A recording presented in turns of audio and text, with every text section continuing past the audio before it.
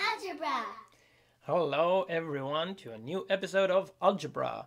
Today we're going to be talking about fractions.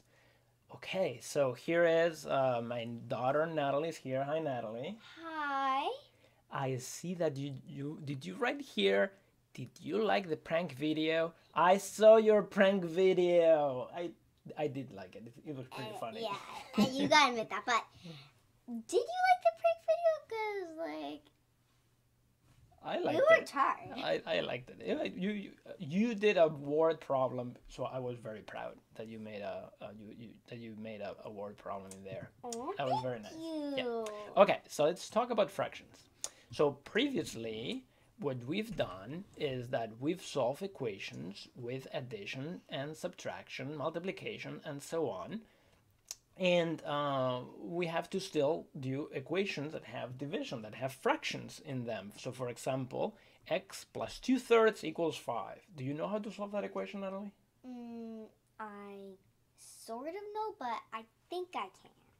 Okay, yeah. So what we're going to do is just try to make sure we know enough about fractions so we can work with these type of equations, okay?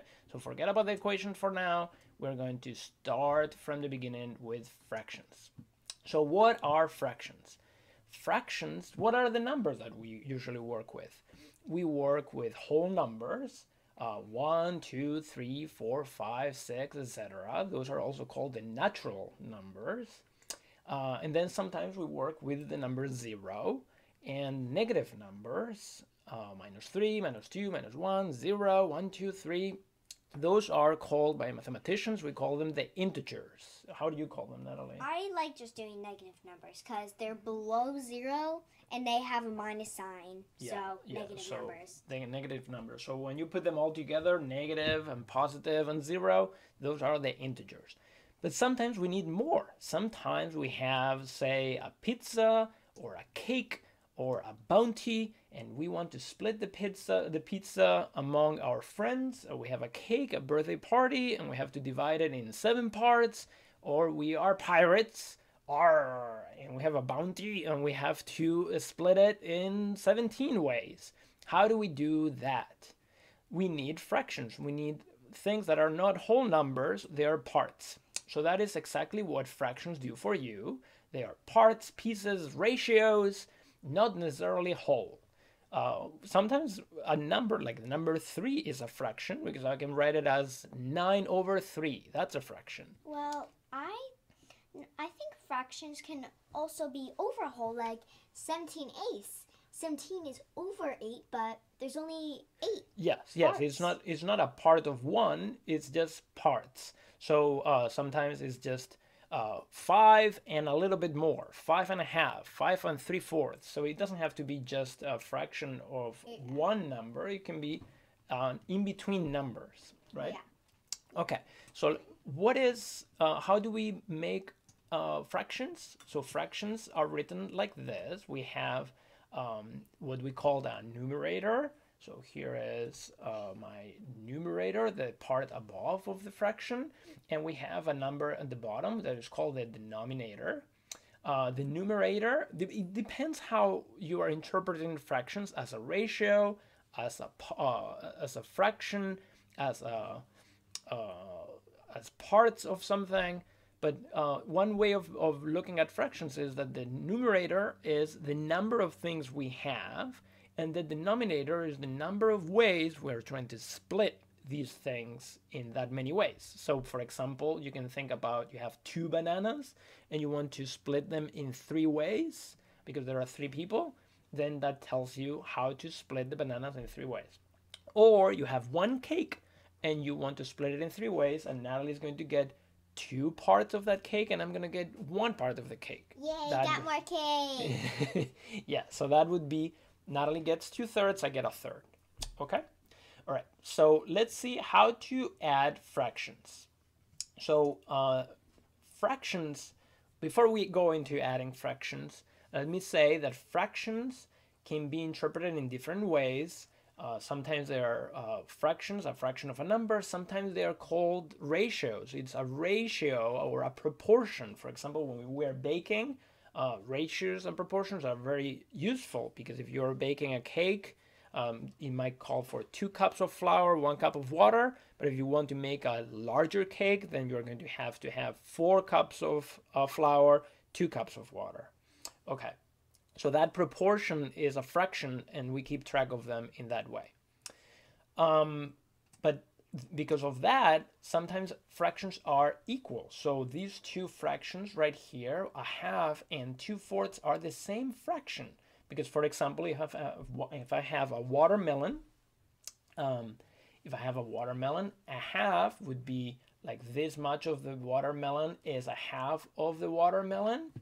But if I divide it in 4 parts and I get this piece and this piece, I still have a half of the watermelon, but it's just that I have 2 of those 4 parts. But still gives me a half, so that's why a half and 2/4 is the same thing.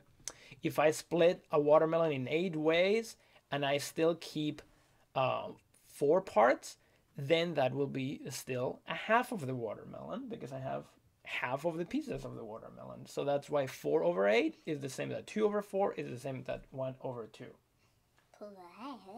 Did you want to say something about the... Yeah, I like to think of it as every time you go onto a higher number, like if it's 2 plus 2 equals 4, and then if you went to 4, then if you squished 2 of those pieces together, that would give you another half. And if you squish the other 2 pieces, that would be the same as 2 halves again. So if we put these 2 pieces back together, that would be half of the watermelon. It would give me the half that I had on this side. And if I put these pieces back together, if I was able to put a watermelon back together after cutting it, which isn't possible, I would get, again, the half.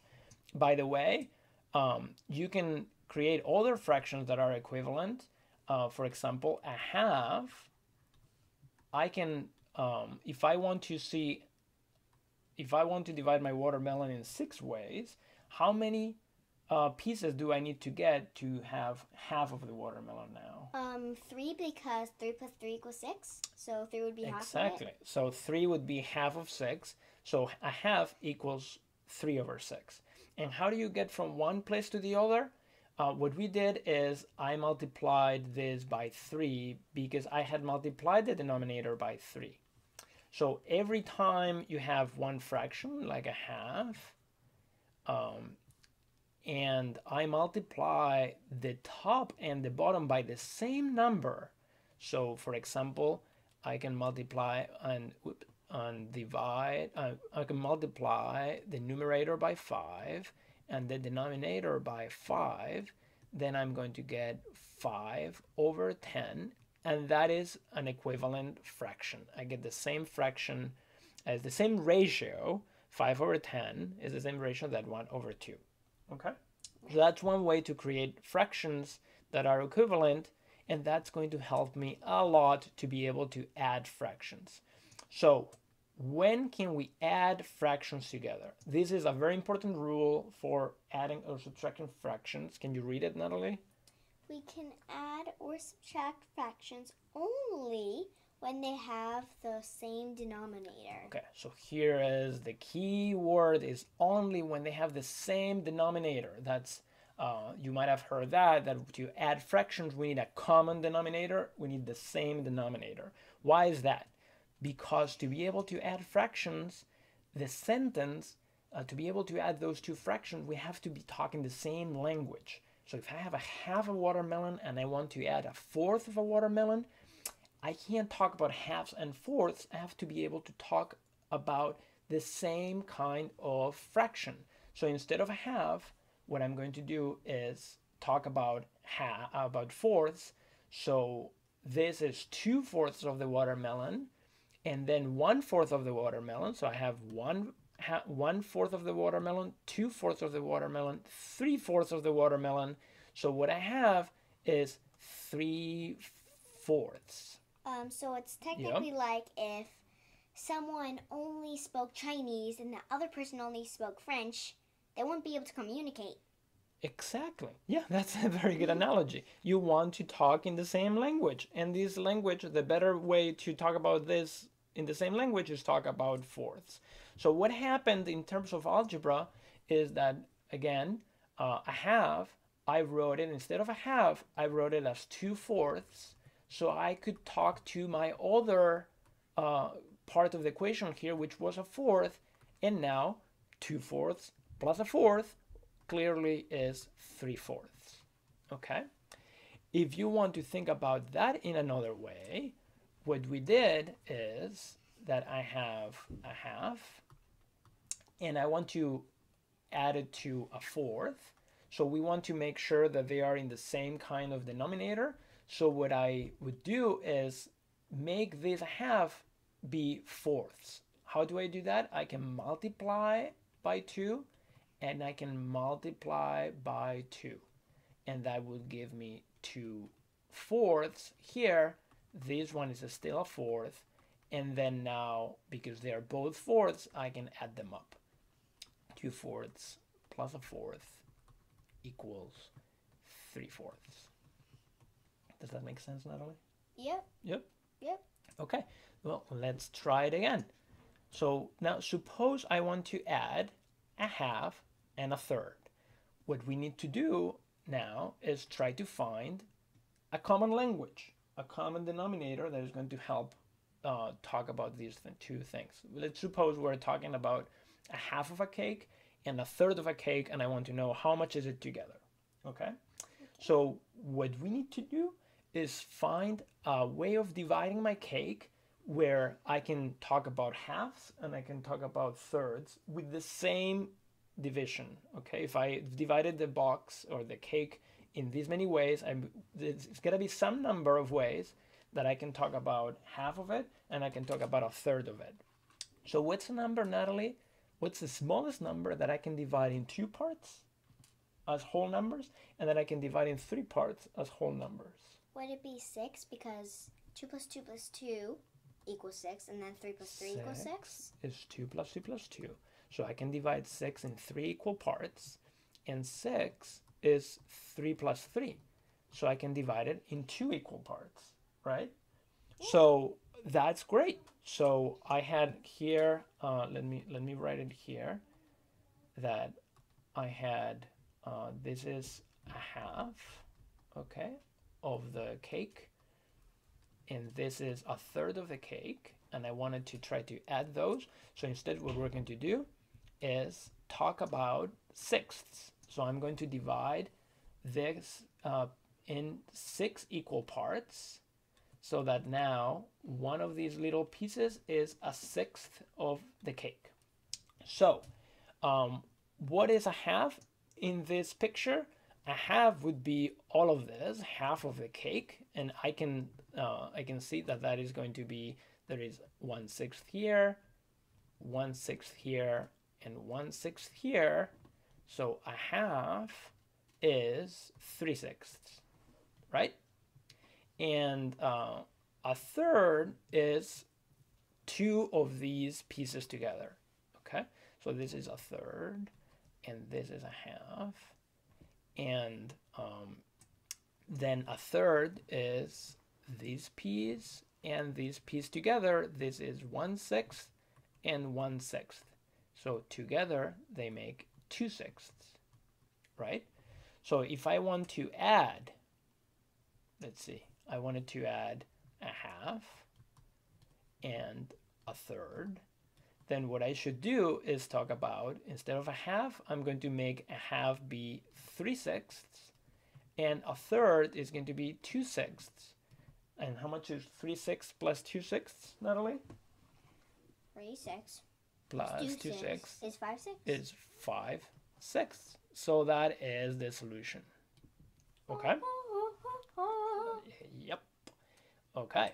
So together they make 5/6 of the cake.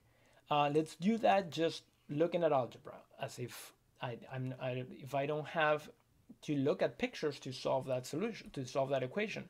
What I'm going to do is find a denominator that is going to be common for thirds and halves. Okay, so I want to make it all sixths, so I can multiply by 3 a half. So 1 times 3 is 3. 2 times 3 is 6. To make this 6, I can multiply by 2. And 3 times 2 is 6. Okay? So this equation is also equal to a half is 3/6. And a third is 2/6. And 3/6 plus 2/6 is 5/6. And that is the same solution we got before. Oops. Okay? Okay, but why do you cut the half? Oh, you just made a fraction. You cut the 5 in half. Yes, I cut it in half. That's true. For 5. Okay. So let's do it. Let's do it one more time. So I want to try to solve this equation or to add these two fractions. So what would be a number that I can divide in parts of 2 and I can divide in parts of 5 equally? 10? 10. Why? Because 10 is, it's 5 plus 5, so I can divide it in 2 parts. And 10 is 2 times 5. 2 times 5, which is 2 plus 2 plus 2 plus 2 plus 2. So I can divide it in 5 parts equally. Wow, that's a lot of 2's. So that's awesome. So now I want to make this fraction be a fraction over 10. And I want this fraction, 2/5 in this case, to be something over 10. So to get from 2 to 10, I multiply by 5. So I have to multiply also the numerator by 5. So I get a 5. To go from 5 to 10, I multiplied by 2. So I have to multiply 2 by 2 to get to here. How much is 2 times 2? 4. 4. So I have, is 5 over 10 the same as 1 over 2? Is 5 the half of 10? Yes. Yes. And is the same 2 over 5 is the same as 4 over 10? Yeah, because if I have 10 things and get 4, is the same proportion as if I had 5 and I take 2 of them. Okay, so that tells me that a half is exactly the same as the number 5 over 10. And 2 over 5 is the exact same thing as 4 over 10. And now I can add them up. How much is 5 over 10 and 4 tenths? 9 tenths. 9 tenths. Because now we're talking the same language. It's tenths and tenths. I have 5, I have 4. So together I have 9 tenths. La la la la la. This is the solution. Okay? If you want to practice this, why don't you try doing a third minus a sixth and see if you can do that. Okay? All right. So that's it for today. Thank you so much for watching, and next time we'll do some equations with fractions. Bye-bye. Bye, Natalie. Goodbye, people. Bye-bye.